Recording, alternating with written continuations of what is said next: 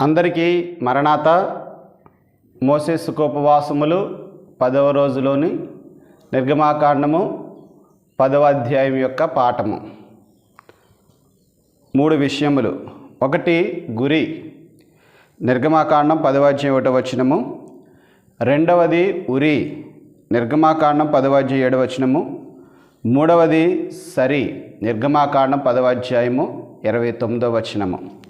ఈ అధ్యాయములో ఐగుప్తు సంపదను పాడు చేసే తెగుళ్ళు ఆగిపోయినవి. మోషే అహరోనులు ఫరో సముఖమునకు వచ్చుట ఆగిపోవుట, దేవుని కృపాకాలము కూడా నిలిచిపోయినది. ఈ అధ్యాయంలో దేవుడు ఒక ప్రత్యేకమైన విషయాన్ని తెలియజేస్తున్నారు. ఎందుకు ఫరో హృదయమును కఠినపరుస్తున్నారు, ఎందుకు మోషే అహరోనును ఫరో యొద్దకు పంపుచున్నారో తెలియజేస్తున్నారు. అనగా ఒక మాటలో చెప్పాలంటే గురి కలిగి ఉన్నారు. 1 దేవుని బలమును, 2 ఇశ్రాయేలీయులు తెలుసుకున్నారు, 3 ఐగుప్తీయులు తెలుసుకున్నారు, 4 తరతరాలకు కూడా ఇశ్రాయేలీయులకు దేవుడు చేసిన కార్యములను చెప్పాలి. 5 ప్రపంచమంతటా దేవుని నామము ప్రచురము కావాలి. నిబంధన కాలములో దేవుని గురి ఏమిటని చూస్తే ఈ 5 అంశాలే. దేవుడు ఒక ప్రత్యేకమైన గురి లేకుండా ఏ పని చేయరు. ఒక ప్రత్యేకమైన గురి కలిగి ఉంటారు. గనుకనే అది ఒక ప్రత్యేకమైన స్థితి కలిగి ఉంటుంది. దేవుని నామమును ప్రచురం చేయాలంటే బైబిల్ మిషన్ను తెలుసుకున్నటియే, ప్రచారం చేయుటయే. ఆయన ఉన్నవాడు, ఆ ఉన్నవానికి స్తుతి చెప్పాలంటే ఆయనను చూడాలి, ఆయనతో మాట్లాడాలి. బైబిల్ మిషన్ అనుభవం కూడా ఇదే. విశ్వాసులారా, ప్రతి దానిని బైబిల్ మిషన్తో లింక్ కలుపుతున్నాను అనుకోకండి. బైబిల్ మిషన్ యొక్క అనుభవం ఉన్నవానిని చూచుట, మాట్లాడుట. ఈ బోధ బైబిలుకు భిన్నముగా ఉన్నదా లేక బైబిలుకు అనుకూలంగా ఉన్నదా? పాట. భూలోకమంతటికి సువార్త పోవుటకిండియ ప్రధానము, పైలోకంబు నుండి వచ్చిన బైబిలు మిషనును ఎత్తి చూపుము, మనోవిచారము కూడదు నీకు, మహిమతలంపులే కావలెను. ఆ రోజులలో దేవుడు మోషేకి చెప్పినది ఇదే. ఈ రోజులలో మనతో చెప్పుచున్నది అదే. అదే దేవుని గురి, ఇశ్రాయేలుల గురి, మోషే అహరోనుల యొక్క గురి, క్రీస్తు ప్రభు యొక్క గురి, శిష్యుల యొక్క గురి, మన గురి, అందరి గురి. అదేమనగా దేవుడు కనబడును, దేవుడు మాట్లాడును. నీవే ప్రాంతంలో ఉన్నను, ఏ రాష్ట్రములో ఉన్నను, ఏ దేశములో ఉన్నను, చివరికి పాతాళంలో ఉన్నను అదే గురి కలిగి ఉండము.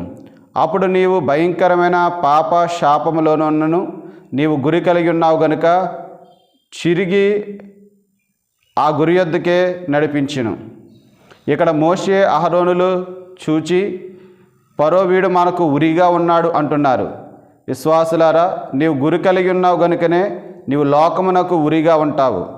రాకడ గురి కలిగి ఉన్న వారులారా, నీ సలాము మరణాత గనుక ప్రైజ్ ది లార్డ్ బ్రదర్ అనకండి, వందనాలు బ్రదర్ అనకండి. గనుక ఎండి గారి మీద అనగా దేవదాసయ్య గారి మీద అభిమానం ఉన్న వారులారా, మరణాత సలాము చెప్పుట మానకండి. రాకడ గురి కలిగి ఉన్న వారులారా, మరణాత సలామును మానకండి. పరిశుద్ధాత్మను నమ్మేవారులారా, మరణాత సలాము చెప్పుట మానకండి. మానితే నాకు బాధే, అంతేకాకుండా ఆ కోత నేర్పించిన పరిశుద్ధాత్మ తండ్రికి బాధే. 10వ అధ్యాయం 7వ వచనము. వీడు మనకు ఉరిగా ఉండును. మోషే వారికి ఉరిగా ఉన్నాడా? లేడు. తాను పొందిన గురిని చెప్పడానికి వెళ్ళిన మోషేను చూచి వీడు మనకు ఉరిగా ఉన్నాడు అని అంటున్నారు. మీరు మారండయ్యా అని అంటుంటే అది వారికి ఉరిగా ఉన్నది. ఎన్నిసార్లు మోషే ఆ ఫరో కోటకు వెళ్ళి మారండి అని బతిమాలాడో కానీ మారడా? మారకపోగా నువ్వు మాకు ఉరిగా ఉన్నావు అంటున్నాడు. ఎన్ని హెచ్చరికలు చేయించినా మారలేదు. దేవుడు కూడా నష్టాలను పంపించాడే కానీ ప్రాణహాని చేయలేదు. మోషే ఐగుప్తులకు, ఇశ్రాయేలీలకు ఉరి అయ్యాడు. తన సొంత వారికి కూడా ఉరి అయ్యాడు. ఉరి అనుకున్న వారే చివరికి మోషే మాత్రమే మాకు గురి అంటున్నారు. మోషేని ఉరి అనుకొని వారి జీవితానికే ఉరి తెచ్చుకున్నారు. 3 చీకట్లను తెచ్చుకున్నారు. నిర్గమాకాండం 10వ అధ్యాయం 14-15 వచనాలు. మిడతల చేత చీకటి వచ్చినది. దైవజనులు చెప్తూ దేవుని ఏర్పాటులో ఉంటే కర్ర చాపిన పని జరుగుతూ, చేయి చాపిన పని జరుగుతుంది. మోషే విషయంలో కూడా అదే జరిగినది. ఆ మిడతలు తూర్పు దిక్కు నుండి వచ్చినవి. తూర్పు దిక్కు అనేది దేవుని దిక్కు. మిడతలు అనేవి శుభ సూచకము కాదు.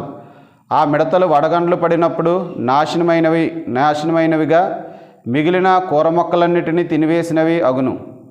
ఆ చిన్న చిన్న మొక్కలు ఎందుకు మిగిల్చాడని చూస్తే తన కృపను తెలియచేయటకు.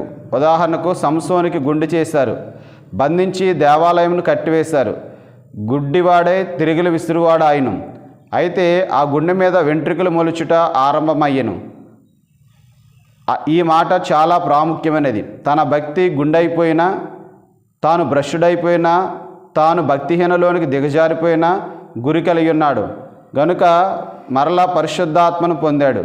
వెంట్రుకలు పెరిగినవి, బలము పెరిగినది గనుక దేవుని కృప మన పక్షముగా ఉంటుంది. అందుకే చిన్ని మొక్కలను ఉండనిచ్చాడు.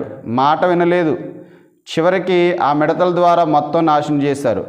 2 దేశములో చీకటి 10వ అధ్యాయం 3వ వచనము. 3 యుద్ధములో చీకటి 14వ అధ్యాయం 20వ వచనము. ఇంత చీకటి ఉన్నను మరలా వెలుగునిచ్చాడు. అదే దేవుని కృప. ఎప్పుడు వెలుగు వచ్చిందంటే వేకుజామున అనగా తెల్లవారినది. ఆ వెలుగులో వీరి పక్షముగా దేవుడు యుద్ధము చేస్తున్నాడు గనుక పారిపోదాం రండి అని దేవునిని ఆశ్రయించవలసినది.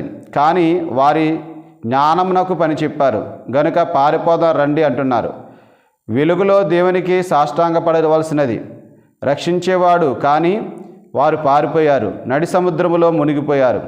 దీనిని బట్టి చూస్తే దేవుని కృప అనేది మనలను మార్చుటకు చివరి నిమిషం వరకు ప్రయత్నం చేస్తుంది. ఫరో యొద్దకు మోషే వచ్చి నీవన్నది సరి అని అన్నాడు. 10వ అధ్యాయం 29వ వచనం. అలాగే మనం కూడా లోకమునకు సరి అని చెప్పి రాకడ మేఘం ఎక్కే భాగ్యం అనుగ్రహించునుగాక.